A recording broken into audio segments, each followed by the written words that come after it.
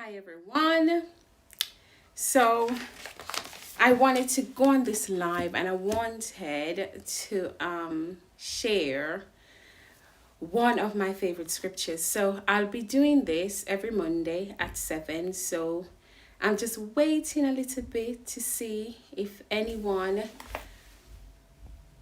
waiting a little bit, even though I don't really like to wait when I go on live. I like to just start right on, but I'll wait a little and see if anyone else pops on this live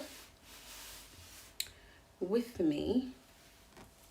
But while I'm waiting, I just want to say, I've entitled this live the number one bestseller, and the Bible is really the number one bestseller. And if we just read it, if we just really use what's there, it will enrich our lives so much, immensely, really it will.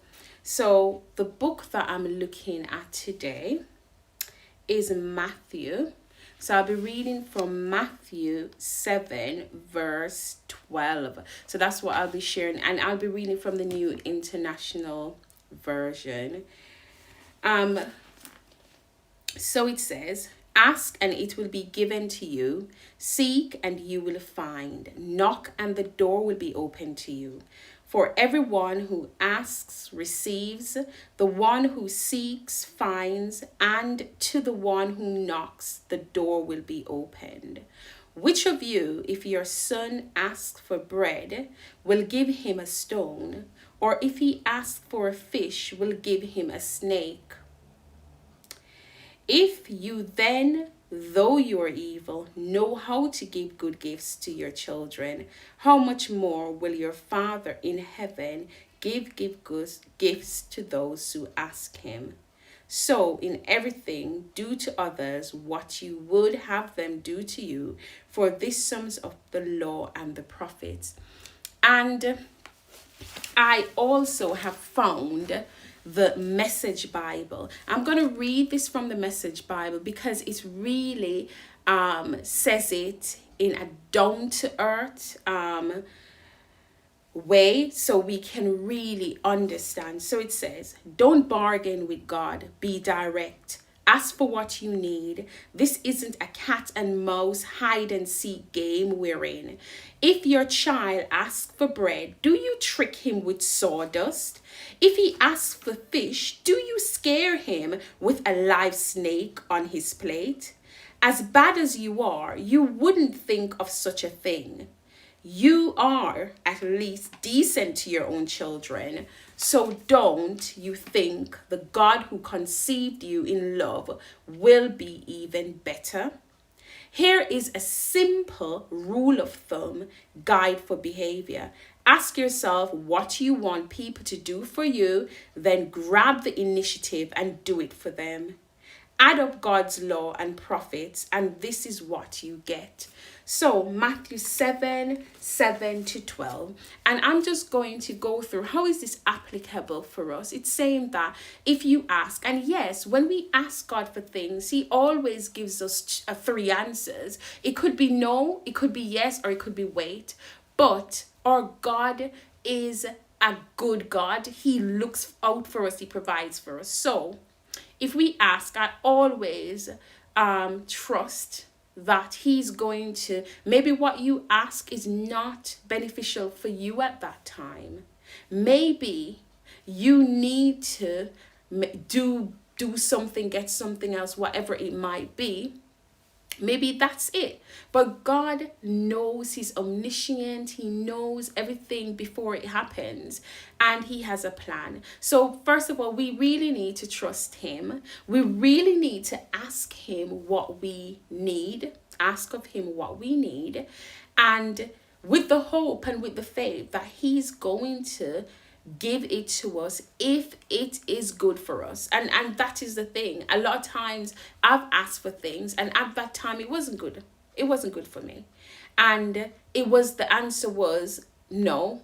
But then later on, God used the same thing to turn it around for me to see that, you know what, at that point, that wasn't good. So we are going to ask, we're going to be direct with what we ask. And then the other bit of the scripture says, seek and you will find. And it is about really looking and going after what you want. So you're going to put your request to God with the faith that he's going to answer it. And especially now when all of us are going through some amount of struggles, all of us will go and face certain struggles in our life. And I feel so reassured knowing I have a father who cares so much for me. And I just have to ask him, and he will grant unto me if it is his and it's always good to say, if it's your will, God. Yeah, if it's not my will, you know. And then so we seek, we ask, we knock on the door shall be open. I remember hearing this story, and it is a good analogy to reflect on when you look on this scripture. If someone comes to your house and they knock and they're like, knock, and they say, nobody's there, they just leave. Okay, you're inside, but before you've had the opportunity to go to the door, they have gone. So of course they haven't gotten what they've came for. They didn't stick around long enough. But what about someone else who comes and they knock and they knock and they knock and they knock? Even if your intention before was to say, you know what, I'm not going to go out there, because of the persistence of the knocking, maybe you get so angry, you jump up and you're like, what you want? You know, because you're so angry, they've been so persistent, they've gone on and on and on. And it is about being persistent in terms of seeking,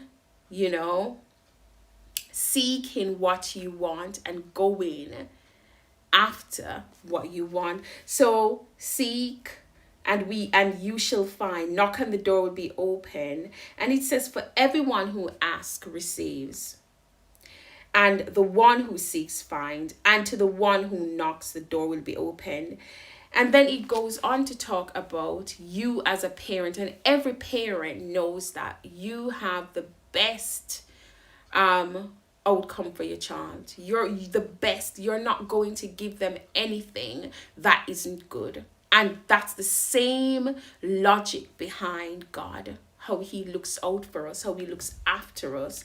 And it's so comforting to know that, very comforting. And then, that last verse, chapter 12, that says, so in everything do to others what you would have them do to you. So we're seeking, we're knocking, and we're asking, but we also have to do to others. A lot of people think that, okay, it doesn't apply.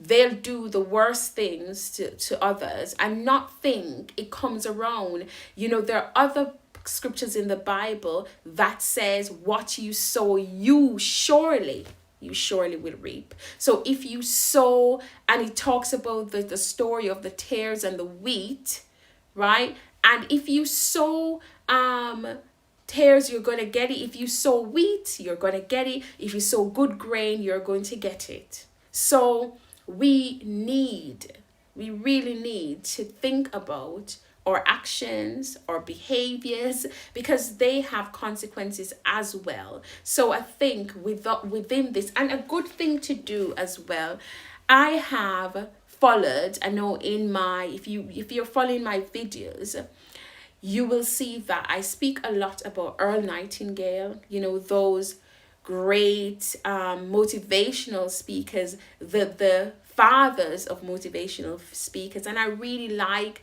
to listen to Earl Nightingale and what he has to say as well. And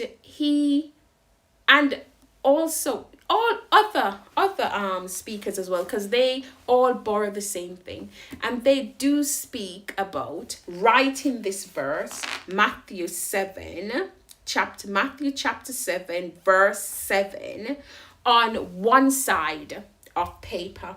So if you got a sheet of paper like this, maybe a little note, you one of those cue cards, and you write, all you have to do is write the verse on one side.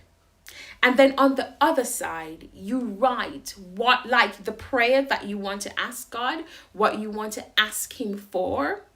And I've heard so many stories of people doing it, and I might try it and tell you if I have my request done, granted to me. So you write the scripture on one side, and then you write what your request is on the other side, and you keep that. And some people, they meditate on it before they go to sleep in the morning, as a routine. A lot of people do a lot of different things, but the takeaway that I would like you to take away from this is, we need to make our requests known to God. We need to, and we need to do that. That will further. Can you imagine how lovely it is when those requests are met? It will further strengthen your faith, not only in your Creator. And it is good to believe in a greater power. I spoke about that. So I'm a Christian. I believe in God, right? Whatever you call him, Jehovah, whatever you call him, it is good to believe in a higher power. And it's good as well to meditate on his word to strengthen yourself. Bye for now.